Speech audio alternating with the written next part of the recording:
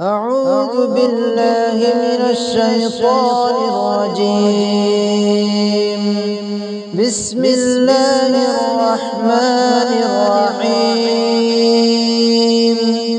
والتين والزيتون وطور سينين وهذا البلد الأمين.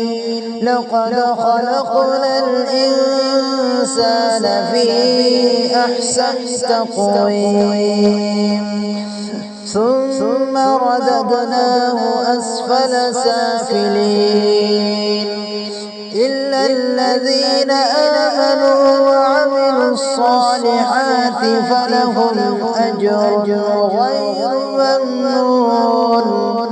فما يكذبك بعد بالدين؟ أليس الله بأحكم الحاكمين؟